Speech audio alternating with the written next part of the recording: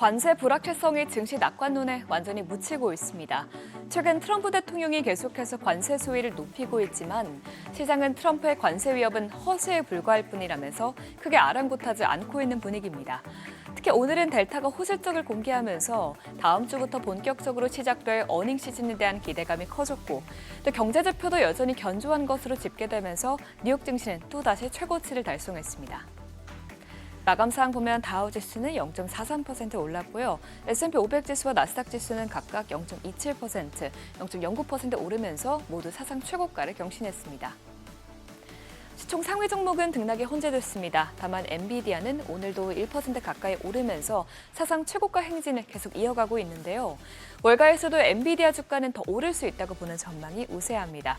웨드우시증권은 엔비디아가 내년 안에 시총 5조 달러를 가장 먼저 달성할 수 있다고 보고 있는데요. 이 같은 기대감에 엔비디아에 대한 매수세는 좀처럼 꺼질 기미가 보이지 않습니다. 반면에 아마존은 예상보다 아마존 프라임데이 행사 매출이 부진하다는 분석들이 계속 나오면서 오늘 소폭 하락했고요. 마이크로소프트도 0.4% 하락으로 마감했습니다. 시총 6위부터도 보면 최근 테슬라가 급등락을 반복하고 있는데 오늘은 급등 마감하는 데 성공했죠. 최근에 주가 하락을 신경 쓴 것인지 어제 머스크 CEO는 소셜미디어에 여러 테슬라 개발 소식들을 내놨는데요. 그는 1에서 2개월 내에 로보택시 범위가 샌프란시스코 지역으로 확대될 것이고 자신의 AI 스타트업 xAI가 개발한 챗봇 그록을 테슬라 차량에 곧 탑재할 예정이라고 밝혔습니다. 이 같은 호재에 오늘 테슬라 주가는 5% 가까이 상승했습니다. 다만 나머지 기업들은 등락에 혼재됐는데요. 메타는 0.76% 빠졌고요. 또 브로드콤은 반도체주 강세에도 불구하고 오늘 1% 가까이 하락 마감했습니다. 그럼 오늘 시장의 투심을 끌어올린 몇 가지 요인들 살펴보면 우선 델타가 호실적을 공개하면서 12% 가까이 오른 것이 촉매제가 됐습니다. 델타는 여름 시즌 예약이 안정 단계에 들어섰다고 밝히면서 올해 전체 실적 가이던스를 재차 상향 조정했는데요. 이는 관세 불확실성에도 여행 수요가 지속적으로 회복하고 있음을 입증하는 지표로 해석되면서 증시 전반의 호재로 작용했습니다. 또 이번 2분기 실적 시즌에 대한 월가의 기대치가 매우 낮은 상황인데 이번 호실적으로 주가가 급등한 것을 보면 2분기 어닝 시즌이 증시에 좋은 모멘텀이 될 수 있다는 기대감이 커졌습니다. 경제 지표가 안정적으로 나온 것도 시장 상승세를 키웠습니다. 투자자들의 관세 불안감을 무시할 수 있는 이유 중 하나가 고용 지표를 포함해서 경제 지표들이 잘 버텨주고 있기 때문인데요. 간밤 공개된 고용 지표 결과 확인해 보면 지난주 신규 실업수당 청구 건수는 22만 7천 건으로 나오면서 전주보다 5천 건 감소했고요. 시장 예상치도 밑돌았습니다.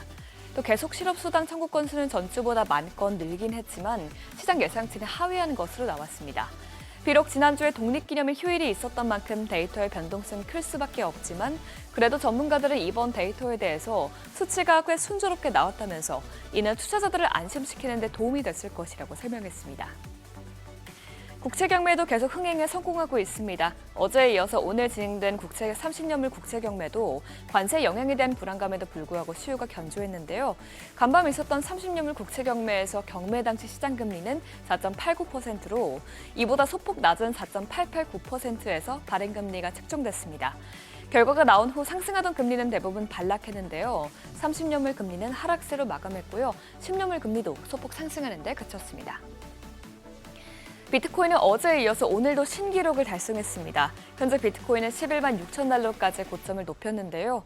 외신에서는 비트코인의 상승세는 가상화폐를 자산으로 채택하는 기업들이 늘어나고 있고 비트코인을 둘러싼 규제 환경도 점점 우호적으로 바뀌고 있기 때문이라고 설명했습니다.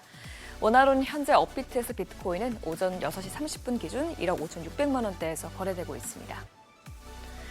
국제유가는 며칠 동안 내리 상승한 후 오늘은 2%가량 하락했습니다. 오펙 플러스가 10월부터 증산을 일시 중단할 수 있다는 소식이 나왔기 때문인데 이는 잠재적으로 원유 공급이 과잉 상태라는 우려를 키우면서 유가가 하락하는 것으로 풀이됩니다. 이런 가운데 금값은 오늘 나온 고용지표가 예상보다 견조하게 나오면서 금리 인하 가능성이 낮아지자 소폭 상승했습니다.